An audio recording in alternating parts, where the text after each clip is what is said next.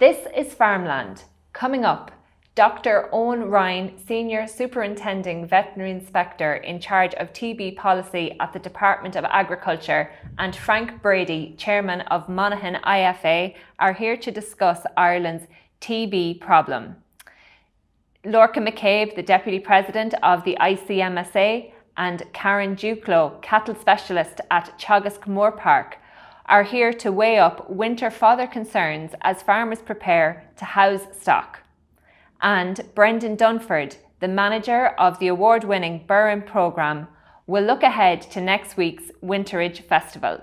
But first, Sylvester Phelan has this report on the personal stress and financial difficulties farmers face when locked out with bovine TB. Michael Collins is a suckler farmer from Kilfenora, County Clare. Recently, Michael's herd went down with TB. The herd went down about 6 weeks ago. We had 3 reactors, 2 cows and the bull. Locally, guys had big numbers like 20, 25 cows. I'm fortunate enough, I only had 2 cows and the bull. It seems to go in waves. Every 5 or 6 years we have maybe 2, 3 reactors. And then they're taken out and away we go again for 5 or 6 years again. That has been the way for the last about 20 years. When asked if he had suspicions as to the cause of the outbreak, Michael was unsure. There's a lot of wildlife in the Burren. I genuinely don't know. People are blaming the badger. I suppose the wildlife certainly have an input into it. In the Burren you have a lot of water supplies are on the ground, and cattle drink off the low water supply, a stream or whatever. Maybe they pick it up there. The Clare farmer noted that, following recent TB outbreaks on both his neighbour's farm and his own, there are plans to take a number of badgers out of the area for testing. Blood tests were also conducted for the first time on the reactors. I suppose the biggest effect is probably not being able to sell when we want to. It's weanlands we have. They are perishable enough cattle. A lot of farmers in the Burren may not have winterage facilities for them. It's not weanlands, it doesn't really, the grasses around here are more suitable to stronger, older cattle. Weanlands, it doesn't really suit them. Also, of course, there's the financial side of it. Payments and that tend to be structured so as you pay back in at the end of the year. And if you can't sell, it messes up that. When asked if he believes that Ireland's TB eradication targets for 2030 will be met, Michael said that for his region this is unlikely. If it's the wildlife that are a big cause of it, what do you do? Maybe you can vaccinate, I don't know. Now, I also thought that brucellosis wouldn't be eradicated, but we seem to have got the better of that. I honestly don't know, but I don't believe they will in the Burren, but you never know. Eoin, TB levels in Ireland have reduced significantly over the last number of years, and the aim now is to be bovine TB free by 2030. Is that target realistic? Well, Claire, it is realistic, but it's an ambitious target. It's not going to be easy to achieve it, but I think we've no choice about it. We have to do more than we're doing at the moment. We've just heard that terrible story from Claire about the burden that TB is causing on that farmer, and I'm acutely conscious of the burden that TB causes on farmers, not just financial, the mental stress, the worry, the uncertainty. And we really have to do more to remove that stress on farmers and to reduce that burden. It's true levels at the moment are lower than they've ever been historically. The programme has been really successful. Only a few years ago we had 40,000 reactors a year. We're down now to about 16,000, 17,000 reactors a year. But that's still too many. There's 2,200 farmers locked up with TB at the moment. That's lower than ever before in the last few years, but that's still too many. And I think what's important is we have to focus on protecting the 97% of farmers who don't have TB, and also working with those whose herds do have TB to get them clear and help them stay clear so they don't keep having repeat breakdowns. We need to do more on that. The way we can go about that is working in partnership. That's why we've set up this TB Stakeholders Forum, and I'm delighted that along with the other stakeholder organisations and farm organisations, the IFA are present at that as well. This is not a department problem, and it's not something that just the department by itself can fix. It's something that we need to work together to address. And we need to decide together what is the best way that we can do more than we're doing at the moment to reduce this terrible burden. This is really about working in partnership together. One of the other key things we want to do with this is make sure that farmers, get the message that there actually are things they can do to reduce their own risk of TB. That doesn't mean they can eliminate the risk, but we want to do better at talking to farmers about steps they can take to reduce that risk. That's why we're trying to reach out more. We have a series of public meetings. We've had several public meetings in the last few weeks. Frank attended one of them. And we're going to have those around the country in the next while. We want this to be working in partnership together to reduce that terrible burden on farmers. But it is an ambitious target. There's no doubt it's not going to be easy. There's many factors at play with this disease, and there's no easy solution or quick solution, but we really have to do more. Frank, in your area up in Monaghan, it has gone from one of the lowest incident rates of bovine TB to one of the highest incident rates over the last 18 months. Why do you think that's happening? There's lots of reasons. Number one, I don't know whether there's enough contact with the other side of the border. I know Brexit is coming in, but the badger doesn't know about Brexit. So I think, I don't know what they are like in the north with their levels of TB compared to what we are. But we're a border county, and I think a lot of the problems could be badgers coming across at night time and setting up new sets in this side of the border. So that's one. Number two, there was an issue too that sometimes all of the animals weren't being taken off the farm. We have discussed this with Eoin, and we've agreed that going forward that they would probably try and take it off. And it seems to come in batches. Like if animals that's left behind have been given trouble in the beginning, but then they've turned out to be negative, those animals 2 or 3 years down the line generally tend to become positive. So I think we need a programme of where we go in and we clean out the whole thing. If there's it seems to come, the think now that it might have been animals that were all born around the same year and they seem to be carriers or whatever the case may be, maybe it's from whatever they were contact they had when they were young, and those generally reinfect. So if we could try and get a policy of getting rid of all those animals and starting with a clean slate would be a big help. The department have been very helpful and have had a lot of meetings with us in the last couple of months, and I think we have made progress in where we are. And I think we need to make more progress. Either we go into the vaccination programme with the badgers. I heard it startling to talk about the vaccination programme, and maybe I can be proved wrong here, but I think they've only vaccinated 1,000 badgers, and there's, I don't know how many's in the country, but there's 80 or 90,000 there. So vaccinating 1,000 won't be any help. We need to go with a policy of either vaccinating all or maybe going with a slightly more culling rate. Eoin, how exactly does it spread? Is it by contact, animal to animal contact? And then on the badger situation, there are some people saying that the badger is being scapegoated in this and that the deer also are contributing to the problem. What's your take on that? Well, TB spreads in several different ways, and I suppose that's one of the reasons it's such a challenge to eradicate it, because there's not just one way it spreads. So, for instance, the most important way is cattle-to-cattle spread, as you suggested. So infected cattle that are in contact with other infected cattle, that's the reason that a large part of our programme is testing animals, looking for those infected cattle, taking them out. Herds that have infection, we restrict them so that those animals can't move elsewhere. But it also spreads locally, so it can spread across a fence or locally in an area. It can be spread by infected wildlife, and badgers would be the principal source in the country. It can also be spread by poor biosecurity, so that could be contamination of an area or of equipment.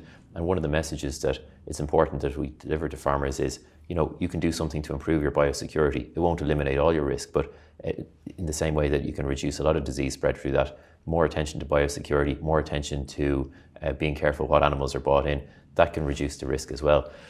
Regarding the threat posed by deer, there has been a lot of talk of deer lately, but we haven't found evidence that deer have a role in spreading TB to cattle in most of the country. Now in Wicklow, there was a study carried out, and the Department of Agriculture carried out in conjunction, in cooperation with farmers locally and hunters there, where the same strains of TB were found to be circulating in deer, cattle and badger.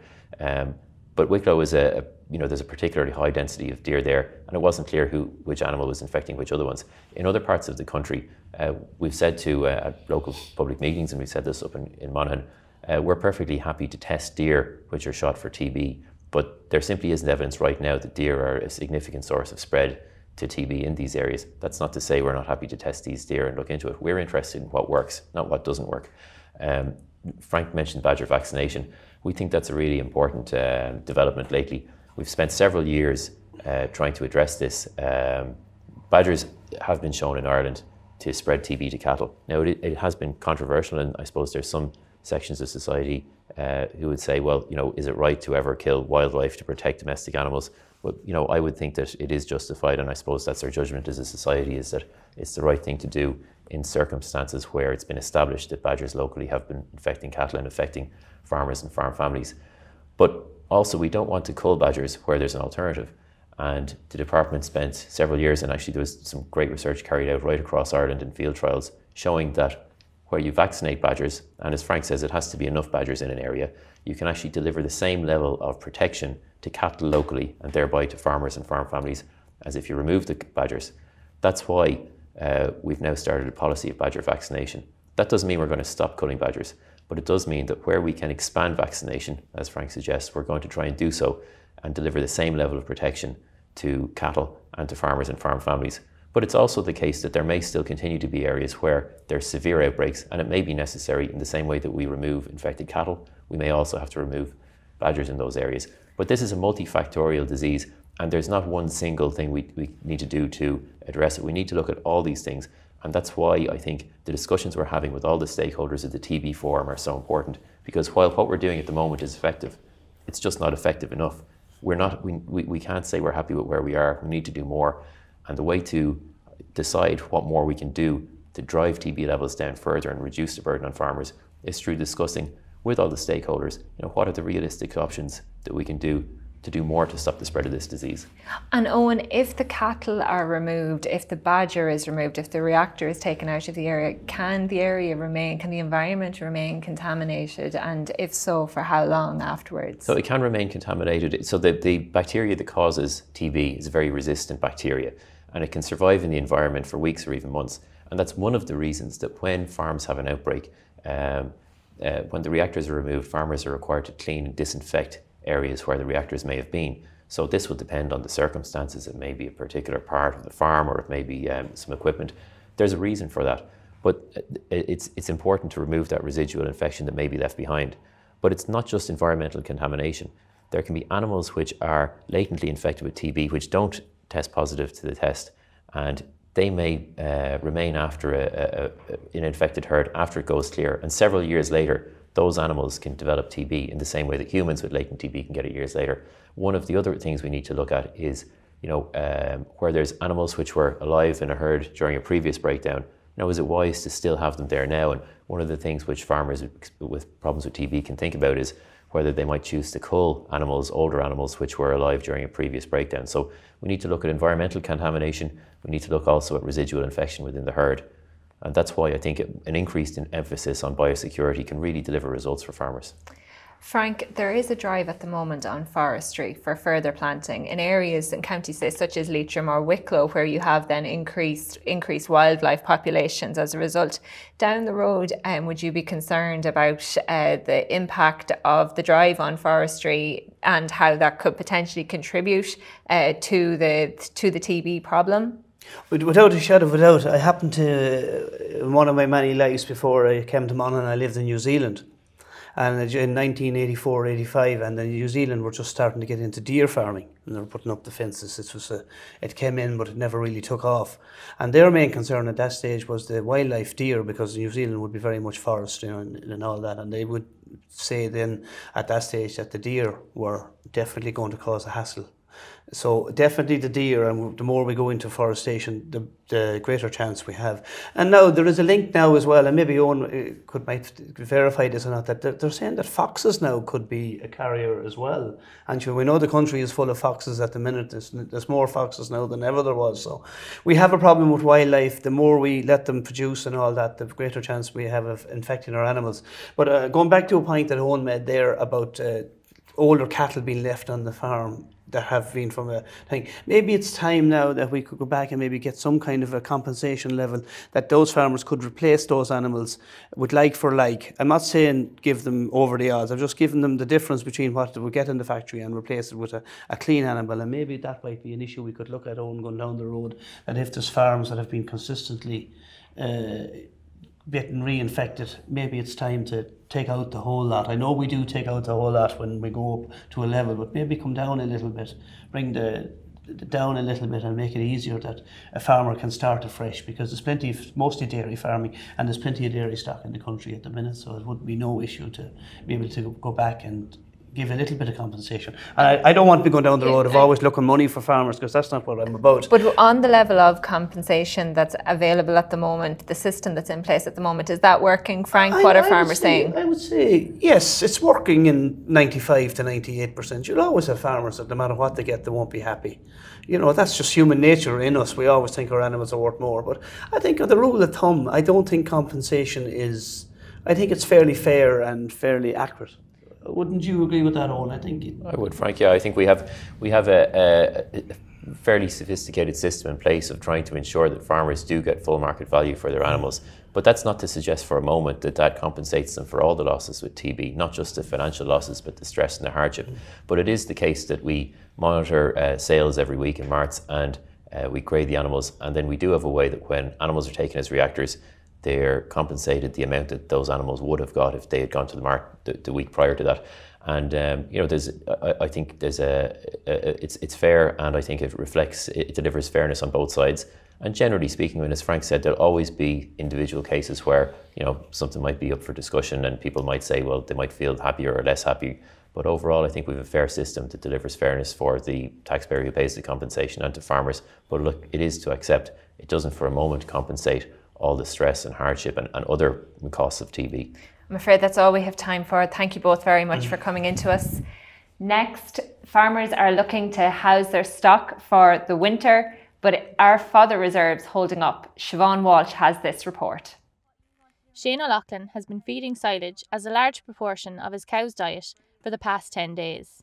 His autumn cows are now housed for the winter, and Shane estimates that he has a 10% feed deficit. We did a feed budget there about 6 weeks ago, and that came up based on a 5-month winter. We're about 10% down, so depending on the spring, we're not too bad actually. We should be thereabouts. Get a bit of a dry autumn there, keep some of the younger stock out later, we should be okay. We grow some beet here now with a terrible crop this year. Some of it didn't germinate for 4 months after it was sowed, which was a bit of a surprise, but the beet was grown primarily for the autumn calvers. Even with the reduced crop, we should have enough to see us through. We have a little bit of whole crop, which we don't normally grow, but we did this year. A small crop, but it'll help as well. The dry cows were kept in, and normally the dry cows, the autumn calvers, are left out on grass for the autumn and given allocations, but this year when we dried them off, we kept them in just to save the ground, so we might be able to keep a bit of grass for some younger stock, keep them out later. So the dry cows that you can see behind me here, they've been in now, and we're getting a bit of zero grass with the milkers there and silage there in their dry spell. After first cut silage, we would keep about 60 acres, and it was designated for zero grazing and for second cut. And you'd be hoping to get maybe 40-45 into the pit for second cut, and we got 5 of it in. So we zero grazed over 50 acres of ground instead of 20. It kept us going, kept the cows going during the summer, but it's left the second cut pit a bit reduced all right now. Shane has been feeding a lot of meal this season. His feed bill has doubled. To stretch out silage for dry cows, we'll probably put a bit of straw through it, mixed through diet feeder as well. Sometimes we have done it, didn't do it last year, but this year I'd say we will do it to stretch things. The summer's drought has also affected Shane's water supply. The farm here, the yard here would be supplied by springs that we would harvest and pump around the place, but normally they would slow down a little bit in the autumn, but they slowed down very early in the summer and they dried up completely about 2 weeks ago. So we're drawing all the water from a local river to keep the farm going. Shane planted Westerwolds after his whole crop silage and has still to bale this crop. When the bit of whole crop was taken off, we went in with Westerwolds. We direct drilled in straight after, and while it took a while to get established because the ground was just so hard and dry, it seems to have done okay, and hope to get a few bales off it now sometime before the end of October, whenever the land holds up and if the weather's right and they had bulk up a bit. I'm joined now by Lorcan McCabe, the Deputy President of the ICMSA, and Karen Dukelow, Cattle Specialist at Teagasc Moor Park. Karen, there is a fodder shortage in some parts of the country, but has the good weather in recent weeks alleviated the situation? Yeah, to some degree it has, particularly in certain locations where there's been extra round bales being made, particularly in areas like West Cork, which had a significant deficit. They've made up some of the ground, but I suppose what I would ask people would be still to sit down and look at what silage they have, what stock they're going to carry over the winter, and do the sums now rather than later. We have figures from a September survey, which was done, I suppose, just before that spell of good weather, and half of the farmers surveyed in that had about a 20-25% deficit. So there's likely to be deficits in areas, particular pockets, and even talking to some farmers in Cork, many farmers are short that 20-30%, and just to make plans now rather than leaving it till January and February will be our message. Lorcan, what about your members? What are they saying? How prepared are farmers, do you think, at this stage now when we're looking at bringing cattle in over the next few weeks? Yeah, well, you know, Karen and our colleagues in Teagasc has, since the beginning of the summer, they have pulled out all the stops to tell farmers what to do and encourage them to grow extra fodder. On the ground, I suppose our members, if you come up, we'll say, Meath, Cavan, Monaghan and the whole west of Ireland, they seem to be okay. And while I say they're okay, especially after us getting the last 2 months of excellent weather. There's a lot of round bales has been made since we wouldn't have expected since the 1st of September. They are, with a little bit of the right work, they're okay. Heading down further, Kilkenny, Wexford, Waterford, parts of North Cork, Laois especially too, they're not over the hump yet, and they need to conserve fodder. They need to, as Karen said too, they have to get it right before Christmas. And the message is gone out to them, and a lot of them is getting there, but there is going to be farmers that is going to be 20% short. And you know, they have to act very, very quick. You know, it has to be done in everyone's opinion, and Karen too, it has to be done before Christmas, because you can't start stretching, especially on dairy farms when cows start calving. They have to get full food and full production. The other thing too we've been saying, and Karen might be going into more detail, is the feeding space. When you're stretching ration, you have to have the space for every cow to eat, to give her the amount, especially when the cow is dry, give her the amount of silage restricted, and some extra feed, we say extra nuts or whatever, concentrates. But in general, people does realise the problem, but it has alleviated an awful lot since the 1st of September. At the 1st of September, we were in dire straits, but it has alleviated an awful lot since that. Karen, there's been a lot of silage cutting and baling, even in recent weeks, quite unusual into October. What about the quality of the fodder that's out there, the other options that farmers might be looking at? Should farmers be concerned, or what advice would you give them on how to check for quality? Yeah, I suppose the obvious thing is to go and get that silage tested so that you know what DMD it is, and then you can put the correct level of meal feeding with that. And as Lorcan was saying, you might be adding on top of that meal feeding further when you're restricting the silage. So get it tested as the first thing, and go about doing that now to get results. If it's 6 weeks in the pit or in a bale, you can test it. I suppose 2 areas for concern with silage would be some of the stuff harvested in September that may have not got a wilt. Some of the later stuff did, and I would expect very good preservation with that. But some of the earlier stuff didn't get a wilt. It may have preservation issues due to high nitrates. So if I had that in my yard, I would be looking at feeding it earlier in the winter, because it may not hold. It may not be the best product to hold. I suppose concerns with some of the stuff that was cut early in the year would be that it went late. And likely to have higher stem quantity in it, which means it needs higher meal feeding levels to get the same level of performance. So if you're someone who's used to cutting silage in the 3rd week of May and it got pushed out till the middle of June, you are probably looking at feeding a couple of kilos of ration per head to weanlings and calves, suckler cows, or maybe up to 3 kilos. But the first step is to get it tested so you know what you're dealing with exactly. Lorcan, there's a section out there in the farming community who put this issue down to overstocking. What do you make of that view? It's not overstocking because we have relatively the same stock in the country as we've had. The stock hasn't gone up that much. There is people says that, and I suppose they're fixated on the dairy farmer that has increased from 50 cows to 110. But most of them is efficient farmers, and it's all across the board. There's a shortage. I wouldn't tar them with that. Now that's not the problem. I think it's just you were after the whole wet back year, end of last year, and the late spring, and it was straight into drought this year. So no, I wouldn't put the blame on the people that has expanded now. I wouldn't do that.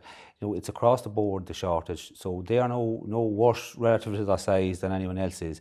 The only thing is that if you have obviously 200 cows, a 10% shortfall is an awful lot less than a 10% shortfall of 50 cows. But proportionately, no, they are no worse, and I wouldn't attribute blame to them for causing the problem. Karen, do you have a view on that? Has overstocking played a role in the current fodder shortage? Well, obviously, as Lorcan was saying, if you have more cows and you end up with a percentage deficit, it's going to be harder to fill that gap. And in certain localities, that caused a local deficit where there was large herds in a small area buying up fodder last year. However, as Lorcan correctly pointed out, when we did the survey in September, the level of shortage was actually pretty even spread across enterprises, both beef and dairy, and across stocking weights, which is kind of surprising. But when you think about it, if farms are used to operating at a certain stocking weight, they're used to producing that much grass, and would have been all hit almost the same amount by the weather conditions to a certain percentage. So it's across the board, as Lorcan was saying. Lorcan, a lot of farmers out there hoping for a mild, short winter ahead, but we have been hit with 2 storms already just in recent weeks. What if that doesn't happen? What if the winter is quite difficult? What if we have a repeat of last year? Yeah, well, first of all, we're not going to have to repeat this end of the year, because we've got, even in our part of the country, neighbours says to me, we're after getting a month free without silage now. So, the foreseeable future, it looks good till the 1st of November. That's a fantastic start. I know, and you're looking at one of the farmers too, is hoping for an early spring. If the autumn is good so far, and the ground is dry, so people should be fit to graze stock up even down in the south part of the country, possibly well on into November. I know if we get a horrendous spring with cold, wet weather, it could pose a problem. It could, because most farmers, the idea of the stakeholders group was to set up a buffer of maybe 8 weeks silage, and the way this year came, we weren't able to do that, because we went from straight into cold, wet weather to basically desert conditions in some places. So, I would be a little bit concerned that if we get a very late spring, that we could be under pressure now, we say, after Patrick's Day, late March up to mid-April. There would be a concern there if we get in extremes. But look, we're after getting them, and hopefully we'll get away with them. I'd be more concerned too, possibly, with farmers that have, during the drought all year, they've exhausted their resources, their as well as their feed resources, their financial resources. That's what I'd be more concerned of going on into the spring.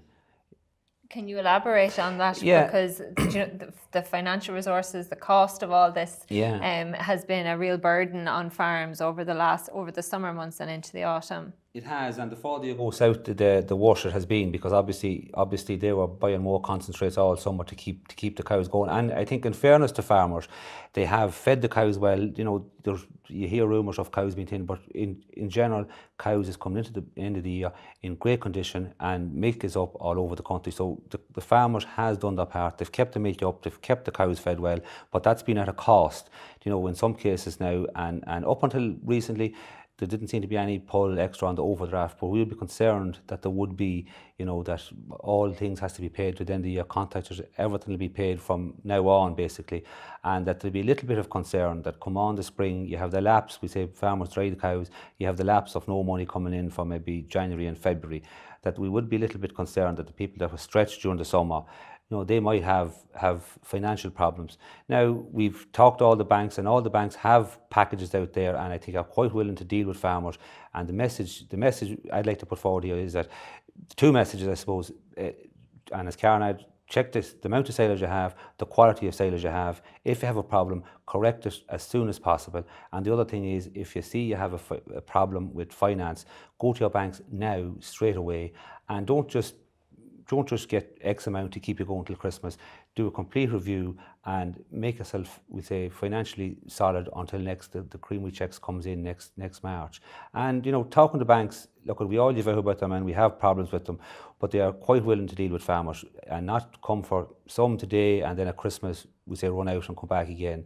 That both on the feed budget and the financial budget, I think the message should be to sit down and do it now. And look, at Teagasc and your advisors will do that and are, in my opinion, doing an excellent job on it. Karen, finally, just what actions can farmers take now or in the next few weeks if they're short on forage? I suppose there's a few things we can look at doing. As Lorcan says, we've had a great autumn, so we can set up the farm now to stay out grazing as long as we can and still set up the farm to get out early in the spring. So that's using the autumn planner to use what grass is there. So we're looking at closing up the farm in rotation, grazing and closing, and having about half of the farm closed by the 1st of November and not going back into that again until the spring. And that way we're extending the grazing both ways, but you can't do that unless you close in rotation. So that's the first thing I would look at, is the grass side of the house. Then you're looking at establishing what the deficit is. So that's counting up bales, measuring the pit, and testing your silage so you know what feed you have in the yard. The next step is looking at the number of animals you have. Count out the number of months your winter is likely to be, the number of animals, do a budget. If you realise then you're short, you're looking at, I suppose, three main options. You're looking at buying in extra fodder, such as silage or hay if you can get it. Or you're looking at doing what Lorcan is talking about, saying, okay, I have 70% of what I need. So if I start stretching the silage now and restricting it at the start of the housing period and adding an extra meal, I can make that existing silage go a bit further. The final thing then to look at is stock. Are you carrying passengers that you don't need to house for the winter? There's still empty suckler cows being carried on farms. Should they be sold and the money freed up to buy extra meal to feed the animals that are already there? And as Lorcan was saying, all of this has to be done within a budget. What money have you available to you? If you're going to be short cash for the winter, do something about it now. If it means clearing a stocking loan, starting again, or looking at your overdraft facilities, whatever can be managed to make sure that you don't hit the wall in January. We'll leave it there. Thank you both very much for coming in to us. Now we're off to the Bern, where Sylvester Phelan caught up with one Clare farmer who's preparing to drive his cattle from the lowlands up to the highlands for winter grazing. John Monaghan is a participant farmer in the Burren Programme in County Clare. 3/4 of his 338-acre farm that we visited are winterage for his cattle, which will soon be put to good use. We put on our cows here, I suppose, the 1st of November, depending on the weather, and put them on to different plots all around the farm here. And 50 cows we keep. We keep about 50 suckler cows, mainly Charolais, Aberdeen Angus, Hereford, generally all breeds of cows. But I went into the Burren Farming for Conservation programme back in 2010. Now it has been the single most brilliant scheme that has ever come the way for me. It has made serious changes here to the farm. Like, for instance, you could be talking for ages about it, but there's a road travelling right through the centre of the farm, which is a green road. And when I joined the scheme, you could barely walk in the road. The bushes had closed in both sides of it. But the scheme helped me to cut back the bushes and rebuild the walls, so it's brilliant for the tourists. From an environmental point of view, it has made great changes as well here. We have a lot of walls rebuilt that our forefathers would have built before us. Really and truly, there was a lot of work to be done here on this farm, as my uncle really never participated in any of the schemes back along through the years, REPS or other of the environmental schemes, so we had it pretty much all to do. We have improved water courses here on the farm, which is a great environmental benefit to me and to everybody else, and for the cattle as well. We keep the cattle out of the water courses, pipe water to troughs, which are funded by the Burren Programme. Dr. Brendan Dunford, of course, and Dr. Shannon Parr are heading the programme up here in Karen. It's just a brilliant, brilliant scheme. We're so proud and happy to be in it. It has made farming very interesting and exciting. They're exciting times we're living in at the moment. We're creating plots back on the farm, which is making the farm a lot more easier to herd. Now, we come along, as I say, the 1st of November with our cows, and we put them into all different plots. Each plot is different size, different quality. But the secret is to graze down the winterages that we see here all around us, all the rank vegetation, all the grasses have to get grazed down. We have a very good scoring system up in Cairn. It's all to get the grazing right, which encourages the flora and fauna to grow in the summertime, springtime, and if we get the grazing right, there's a good benefit financially from it. Asked about the future of farming in the region, John highlighted that getting younger people to farm in the Burren is challenging. He said that, in his own case, he is doing his best to make farming as simple as possible for his daughters, should they be interested in taking over. You've got to be cut out for it. It's as simple as that. You've got to be cut out for it. It has to be in your bones, your DNA. But I love it. I love it. I wouldn't be at anything else. Dr. Brendan Dunford, the manager of the Burren Programme, joins us now. Brendan, the programme has been running since 2004. You started off with 20 farmers and you've really improved things and progressed since then. Can you tell us about the programme and how many farmers are involved now and at what scale you're working at? Yeah, it's really grown over the years and nicely and organically. So we started off with 20 research farmers back in 2004, and today we have about 330 farmers who manage about 80 to 90% of the landscape. So it's quite a significant programme at this stage, and it brings about 10 million euros, I think, over the course of the programme will be brought into the Bern as a result, into farmers' pockets. So environmentally, we think it's a very strong programme, but economically and socially as well, we think it's making a big change to the Bern landscape. And how is that, how's the average farmer doing from that? You're saying 10 million. What does the average farmer get, and is it a results based? Yeah, so this programme is a little bit different as agri-environmental programmes go. It's very much targeted to the Burren farmer, and it's split into 2 payments every year. So one payment you get for doing work. So we give every farmer an allowance to do work to improve the environment on his farm. So that could be fixing walls, improving the water supplies, removing invasive scrub. And then we also pay the farmer a certain amount based on the environmental health of each field on the farm. So it's like taking your animals to the market. The better condition your field is in environmentally, the more money you get paid. So farmers on average across the board would get about 6,500 would be the average payment. But because it's performance based, it can be up to 15. So it can be as little as a few hundred or as much as 15,000. Depends on how much work the farmer does, what condition his land is in, and also the size of the farm. At the moment, agriculture faces a lot of challenges in terms of climate change and preserving biodiversity. How is the Burren Programme fitting into that space, and what can farmers learn from it, and what can the country learn from it? You know, we're CAP reform coming down the road. Yeah, I think it's a very interesting question, because there is a lot of change and questioning about farming at the moment and its role in society. We've always viewed farming in the Burren as being primarily about food production, but we also understand that farming is also about delivering wonderful things like landscape, biodiversity, water quality, carbon sequestration, all of those things. And what we've done with the Burren Programme is we've rewarded farmers when they deliver these outcomes. And that's very important, because society really wants better biodiversity, better water quality, a better climate. And farmers, and especially in the Irish context, are the ones to deliver on the coalface. So the Burren Programme, what's special about that is that it provides a mechanism through which we can reward farmers who deliver for the environment and deliver for society. So that's the lesson we have to share on that, is that, you know, with targeted research, with proper financial support, and with a little bit of encouragement, I think farmers can really deliver more than just food. They can reinvent themselves as farmers and as an industry to be providers of a range of ecosystem services as well as great food providers. And the Winterage Festival, which is coming up next week, is a really strong example of that. The festival itself, it really, farmers get to see the reverse of what people are used to maybe at this time of the year, where stock are brought in. to be housed for the winter. But what's going to happen next week down in Clare? So we have this amazing tradition in Clare and Galway called Burren Winterage system, whereby farmers bring the cattle to the hills in wintertime, and people wonder, well, why would you do that? Well, the burn is one big tablet of limestone, so effectively it's like an underfloor heating system for cattle. When they're out there in the wintertime, they've got plenty of calcium-rich water to drink, and they've probably got the greatest palette of vegetation and flora and fauna to eat, well, flora at least, to eat out there in the grassland. So lots of nice herbs and stuff like that, which remain edible and nutritious throughout the winter. So they have plenty to eat, plenty to drink, and they have what's called a dry lie as well.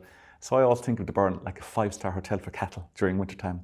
So we're celebrating that every year because it's important to acknowledge the role that farming plays in this amazing landscape of the Burn. And we have a little festival every year called the Burren Winterage Weekend, where the culmination of which is where farmers bring their cattle up to the hills and invite the community, the broader community, to go with them, to join with them in this ancient tradition, which really captures not just the importance of these traditional farming systems, but also what they give to us as a society, what they give to us in terms of tradition, culture, biodiversity, landscape. So it's a lovely way to acknowledge that, the Burren Winterage Weekend. And the walk this year will be on the 28th of October in a place called Abbey Hill in the North Burren. And so how long will the cattle stay up on the Burren landscape? Will they come down for calving? It depends. You see, the wonderful thing in the Burren is that every farmer has a different system. So normally cattle go up in October, around October, and start coming down then from January onwards. But the old system would have them come back down in April when the first spring grasses are available in the lowlands. So normally around 6 months they'll spend on the hills before they come back down to the lowland pastures during summertime. And what about the impact of that on the biodiversity, on preserving the biodiversity of the Burren? If winterage wasn't happening, what then? Well, if you didn't have this system of winter grazing, and that's my introduction to the Burren 20 years ago, was as a researcher to identify the fact that if you take winter grazing out of the system, the flowers start to disappear, and what replaces them are rank grasses and ultimately scrub, hazel and blackthorn in particular, so which are a nice habitat in themselves, but they're replacing some of the rarest and best grasslands in Europe. So without farming, we don't get the biodiversity. And that's why we must support technically and in terms of resources, but also celebrate the role of farming in the landscape, which is what the Winterage Weekend is all about. And so what is the ultimate aim of the Burren project, of the Burren programme? What is the ultimate aim for that down the line? You have funding now for another 5 years, and what's the ultimate goal? Well, I think we're looking now, thanks to the Department of Agriculture, we've got funding for the next 5 years, which really allows us to develop and to really work hard with the farmers to improve the condition of the landscape. But beyond that, I'd like to see this programme continue and expand in the Burren, and the ideas from this programme be adopted elsewhere, as they are being doing at the moment through the EIP process, which is really fantastic.